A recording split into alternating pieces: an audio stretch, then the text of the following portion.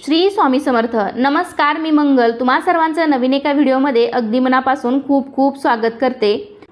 मार्गशीर्ष महिन्यातील प्रत्येक गुरुवारी श्री महालक्ष्मी व्रताची मांडणी करून यथासांग पूजा केली जाते. जेवढे महत्त्व विधी व पूजा करण्याला आहे तेवढेच महत्त्व अगदी योग्य पद्धतीने उत्तर पूजा करण्याला सुद्धा आहे. तर शेवटच्या गुरुवारी आपण या व्रताचं उद्यापन करून दुसऱ्या दिवशी शुक्रवारी या व्रताचं आपण उद्यापन केल्यानंतर उत्तर पूजा कशी करायची, या साहित्यांचं काय काय करायचं, आपण जो कलश मांडतो त्या कलशावरील नारळाचं काय करायचं, अशी संपूर्ण माहिती तुम्हाला मी आजच्या व्हिडिओमध्ये देणार आहे. त्यासाठी हा व्हिडिओ शेवटपर्यंत नक्की पहा. चॅनेलवरती नवीन असाल तर चॅनेलला नक्की सबस्क्राईब करा. लगेच आजच्या व्हिडिओला सुरुवात करूयात.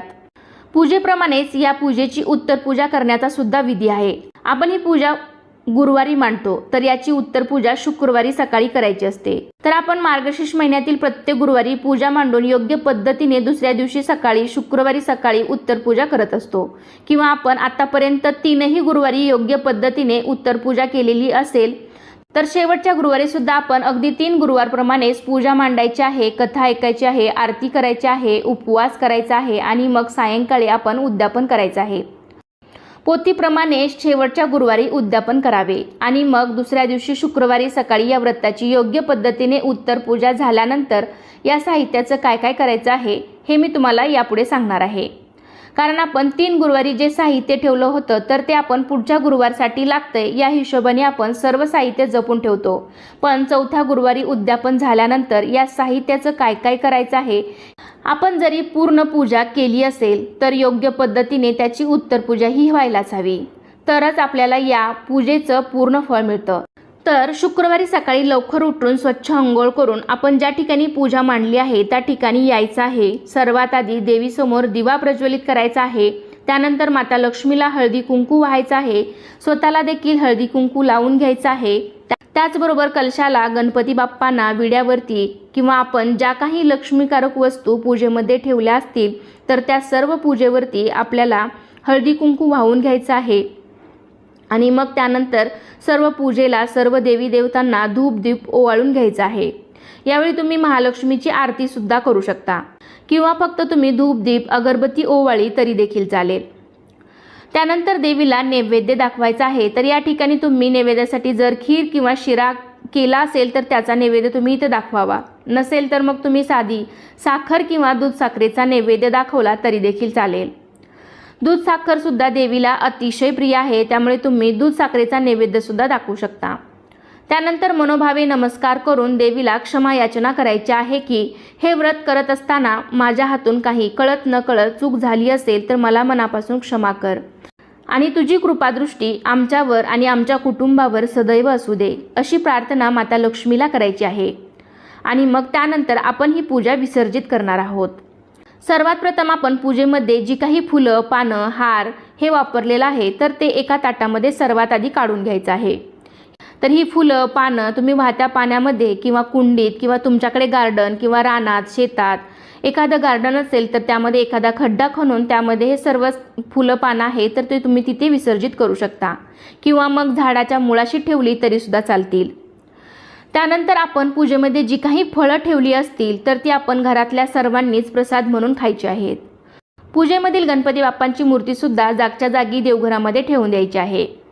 याऐवजी तुम्ही गणपती बाप्पाचे प्रतीक म्हणून सुपारी घेतली असेल तर ती तुम्ही तशीच पुन्हा दुसऱ्या पूजेसाठी म्हणजे इतर कोणतीही पूजा तुम्ही मांडणार असाल तर त्या पूजेसाठी सुद्धा तुम्ही वापरली तरी देखील चालेल किंवा मग तुम्ही पाना फुलांसोबत विसर्जनही करू शकता. तसेच पूजेमध्ये अजून ज्या काही लक्ष्मीकारक वस्तू ठेवल्या असतील तर त्यासुद्धा जागच्या जागी ठेवून द्यायच्या आहेत. गुळ खोबरे याचा नैवेद्य दाखवला असेल एका छोट्या डब्बीमध्ये तुम्ही ठेवू शकता किंवा तो पाना फुलांसोबत तुम्ही विसर्जनसुद्धा करू शकता. जो पानाचा विडा आपण ठेवला होता माता लक्ष्मी समोर तर त्या विड्यावरचे साहित्य चांगले असेल तर तुम्ही पुन्हा वापरू शकता किंवा मग ते पाना फुलांसोबत ते सुद्धा तुम्ही विसर्जन करू शकता. विड्याची जी काही पानं आहेत ती सुद्धा तुम्हाला पाना फुलांसोबत विसर्जित करायची आहेत. त्यानंतर तुम्ही घंटा अजून काही साहित्य घेतलं असेल तर ते सुद्धा तुम्ही पुन्हा देवघरामध्ये ठेवून द्यायचं आहे. पूजेमधलं व्रतकथेचं पुस्तक हे सुद्धा व्यवस्थित जपून ठेवायचं आहे. त्याचा अपमान होईल किंवा इकडे तिकडे पडेल, इकडे तिकडे पडू नये याची आपल्याला काळजी घ्यायची आहे. कारण तो एक ग्रंथ आहे, महालक्ष्मीचा छोटासा ग्रंथ आहे, त्यामुळे त्याचा अनादर होईल, त्याचा अपमान होईल किंवा कोणाकडून ते फाटलं जाईल, पान कुठेतरी पडलं जाईल, अशा ठिकाणी ते ठेवू नये. ते व्यवस्थित एका कॅरीबॅगमध्ये पॅक करून तुम्ही तसंच ठेवून पुढच्या वर्षीसुद्धा ते वापरू शकता. किंवा नसेल चांगलं की फाटलेलं वगैरे असेल तर तुम्ही पाना फुलांसोबत तेही विसर्जित करू शकता.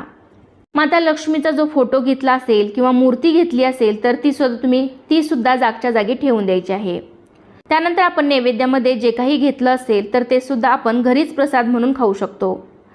त्यानंतर आपण जो कलशावरती देवीचा मुखवटा वगैरे लावलेला आहे तर तो काढून घ्यायचा आहे. पण त्यापूर्वी देवीला नमस्कार करायचा आहे आणि आमच्या घरात तू कायम अदृश्य रूपामध्ये सदैव वास करीत राहा. तुझी सेवा माझ्या हातून कायम अशीच घडू दे. मी उतणार नाही, मातणार नाही, घेतला वसा टाकणार नाही, असा आशीर्वाद देवीकडून मागायचा आहे. आणि त्यानंतर आपण जो कलशावरती जो नारळ ठेवलेला आहे आणि मुखवटा ठेवलेला आहे तर तो काढून घ्यायचा आहे. कलशावरील नारळ आपण 4ही गुरुवारी तोच नारळ वापरलेला आहे. तर तो शेवटच्या गुरुवारनंतर उद्यापन झाल्यानंतर दुसऱ्या दिवशी शुक्रवारी सकाळची आपली जी उत्तरपूजा आहे तर ती झाल्यानंतर या नारळाचं काय करायचं. तर बऱ्याच ठिकाणी हा नारळ फोडला जातो.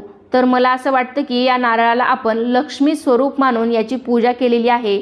या नारळाला आपण देवीचे कपडे परिधान करतो, दागिने घालतो, देवीसारखं सजवतो, त्याला देवीचं स्वरूप देतो आणि आपण त्याची गुरुवारी पूजा करत असतो. तर बघा, देवीला कधी फोडता येत नसल्यामुळे हा नारळ आपण शक्य झाल्यास फोडू नका.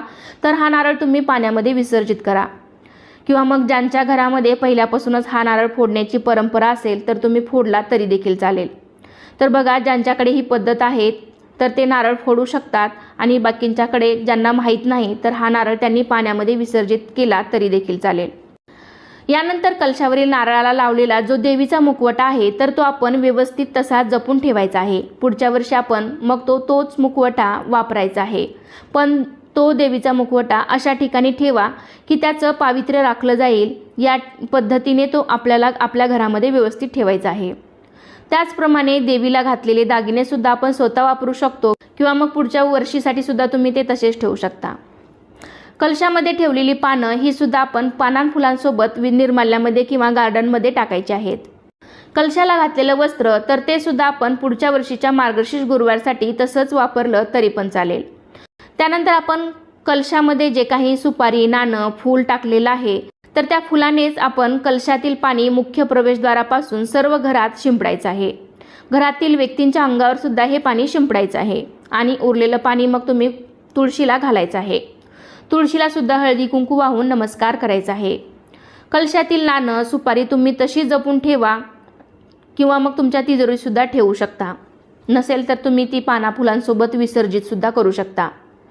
त्यानंतर कलशाखाली ठेवलेले तांदूळ आपण थोडेसे किचनमधील तांदळाच्या डब्यामध्ये टाकायचे आहेत आणि मग बाकीचे तांदूळ तुम्ही पक्ष्यांना खाऊ घालू शकता. त्यानंतर बघा, तुम्ही मार्गशीर्ष महिन्यातील कोणत्याही गुरुवारी जर देवीची ओटी भरलेली असेल तर ती ओटी तुम्ही स्वतः वापरू शकता किंवा मग उद्यापन करायला आलेल्या स्त्रियांपैकी एखाद्या स्त्रीला सुद्धा तुम्ही हे ओटीमधील साहित्य देऊ शकता. शक्यतो तुम्ही घरामध्येच ओटीचे साहित्य वापरायचे आहे. तर त्यामध्ये ब्लाऊज पीस असेल, साडी असेल तर ती साडीसुद्धा तुम्ही स्वतःच वापरायची आहे किंवा जे काही ओटीचं साहित्य आहे तर ते तुम्ही स्वतः वापरायचं आहे. किंवा मग तुमची इच्छा असेल तर तुम्ही इतर सवाष्ण स्त्रीला सुद्धा ते दान करू शकता. ओटीवर जर तुम्ही नारळ ठेवला असेल तर तो नारळसुद्धा तुम्ही स्वतः घरामध्ये फोडून खायचा आहे. नसेल तर मग पाण्यामध्ये सुद्धा विसर्जित करू शकता. ओटीवरचे तांदूळ आहेत तर ते तुम्ही धान्याच्या डब्यामध्ये ठेवू शकता. 1 रुपयाचं नाणं असेल, जे काही दक्षिणा ठेवली असेल तर तुम्ही तुमच्या पर्समध्ये ठेवू शकता. त्यानंतर आपण उत्तर पूजा करताना जो सर्वात प्रथम दिवा लावला होता तर तो दिवा आपल्याला फुंकर मारून हाताने विझवायचा नाही. तर तो आपोआप शांत झाल्यावरती मग आपण तो स्वच्छ घासून पुसून जागच्या जागी ठेवायचा आहे. पूजेसाठी घेतलेलं वस्त्रसुद्धा आपण जागच्या जागी व्यवस्थित ठेवून द्यायचं आहे. त्यानंतर ही पूजा करताना आपण पाटाच्या खाली एक स्वस्तिक काढतो रांगोळीने. तर पाट उचलून त्या स्वस्तिकची आपल्याला हळदी कुंकू अगरबत्ती ओवाळून पूजा करायची आहे. तुमच्या मनात एखादी इच्छा असेल तर ती बोलून दाखवायची आहे आणि ती पूर्ण करण्याचा आशीर्वाद वास्तूला मागायचा आहे आणि मग मनोभावे नमस्कार करायचा आहे.